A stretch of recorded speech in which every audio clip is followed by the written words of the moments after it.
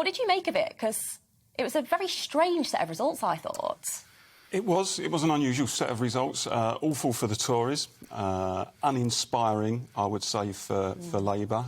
Lib Dems did OK, but the Lib Dems generally tend to do OK as a protest party in mid-term local elections, and always argue that, again, they've broken the mould of British politics, and then when it comes to the general election, they tend to get wiped out in some of those areas that they've won.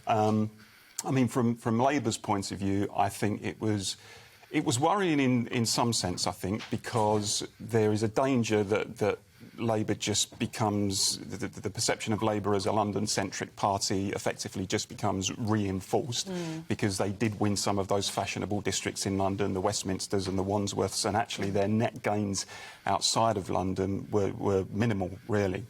And I think there is definitely a Brexit legacy there in terms of red wall seats. There was a bit of a swing to Labour, but nothing as significant as it would be if you were expecting Labour to win a general election. So I don't think any of the two major parties can really take any great heart. That said, I don't think necessarily it always points the way to how the next general election is going to be, but it does give us a snapshot of the general health of the parties.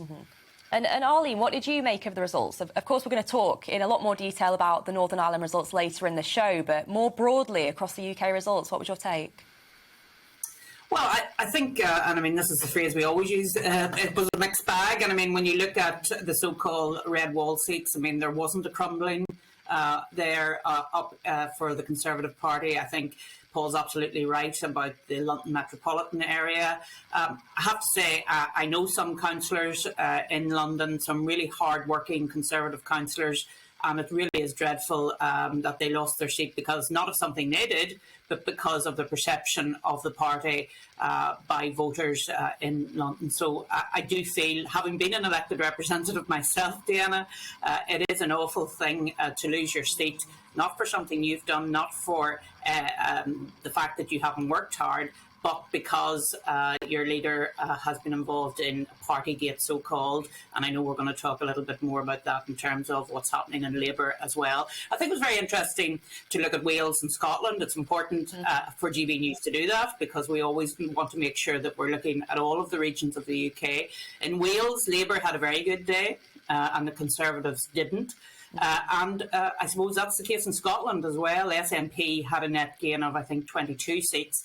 But Labour did very well and the Conservatives didn't, and I think that is a little worrying in terms of the SNP growth and who is going to challenge the SNP in terms of the continued calls for a referendum.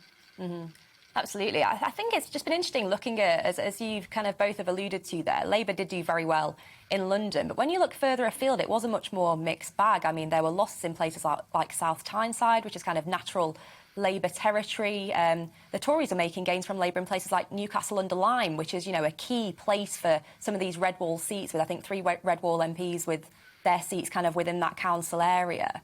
And yeah, you know, you look across to the northwest and Cumberland, which I think, you know, I don't think the Tories were necessarily expecting to do super well in, but actually to see the scale of the Labour victory there, I think was a bit of a shock to everyone. So I think it's just interesting, isn't it, seeing how this plays out in different regions. And I think one of the results that seemed to shock the sort of main kind of news channels when it came out was the fact that the Lib Dems took control in Hull, Hull being a Labour stronghold for such a long time. But, you know, I spent a long time living in Hull, campaigning in Hull, and actually the Lib Dems have always been, you know, run Labour quite close there. And it looks like there we are, there's visuals from the count in Hull, Marfleet ward being counted right there.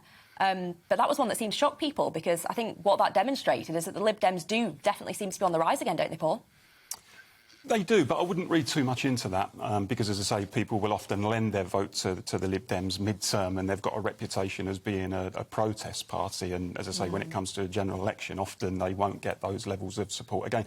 Labour has got a massive problem in provincial England, you know, small-town England, those old heartlands of Labour in the North and the Midlands. That's Labour's real problem. And I think, you know, there are many reasons for that. Brexit continues to be a huge factor people in those communities, traditional Labour areas, who voted Leave in huge numbers and then saw the party adopt this suicidal second referendum policy where they effectively went back to those people and said, look, you got it wrong, you're going to have to do it again. That was a fundamental breach of trust by the Labour Party in terms of how they treated some of their core supporters. And people clearly haven't forgotten that. People remember that in those areas. And there's a real question mark, I think, over whether Labour can win those areas again. I mean, Arlene says rightly that Labour did OK in Wales, but you know, and in London as well, as we mentioned, of course. But provincial England, blue-collar England is the real problem for Labour. And I think the difficulty is, unless Labour sometime soon can demonstrate that actually there's some rapprochement with those areas, that actually those people have got a reason to trust the Labour Party again, then frankly it's difficult to see the Labour Party forming a government anytime soon. And as I say, the general impression now amongst traditional Labour supporters that the party has become essentially a party for the professional and managerial classes, for our fashionable cities and our university towns, a party for graduates and Guardian readers. That is becoming embedded now, I think, in working class consciousness, and that, I think, poses a real existential problem almost for the Labour Party. So kind of touching on that, we did see the turnout was quite low in these elections. We know that local election turnouts do tend to be substantially lower than general election turnouts. But, Arlene, do you think some of that is just complete apathy by people? They're kind of sick of politics and sick of politicians across the board? Yes, I do. And to pick up on Paul's point, it's not just apathy, it's alienation, actually. They don't want to vote for anybody. It's not that they don't want to vote. They would quite like to go out and vote for somebody that they identify with, but they can't find anybody who they identify with, so they say, no, I'm not going to vote. And that's very dangerous, because once people switch off politics, they become alienated, they don't want to engage, and really the whole bedrock of democracy, of people telling us what they think, is under threat. So I think people do really need to engage. And to go back to the Lib Dems and their success in various areas, I think they're good campaigners.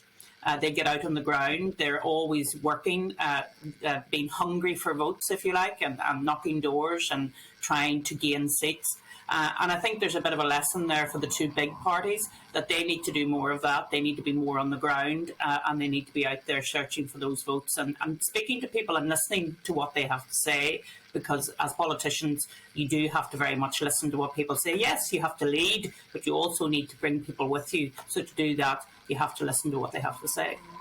I think that's completely true, and, you know, you're right, the Lib Dems are very good local campaigners. You know, I know a few of sort of my locals say they're like Japanese knotweed. Once they get in local elections, they're almost impossible to get rid of. They're pretty dirty street fighters as well, aren't they? Let's be honest. Yes, they are. Completely. But, I mean, I think it is a threat to the main parties. Obviously, local election voting, as you said, Paul, can often be used as a bit of a protest. So it's a bit different to general elections. But I do think both main parties are seeing them as a bit of a threat moving forward, don't you think? I mean, no, I don't think they are particularly. I mean, I think the Lib Dems lost a lot of support amongst what you would call their core base when they went into a coalition government with the Tories between 2010 and 2015. I think they alienated what would be a lot of their core, particularly their youth vote, and I think they're still struggling to a certain degree to win that back.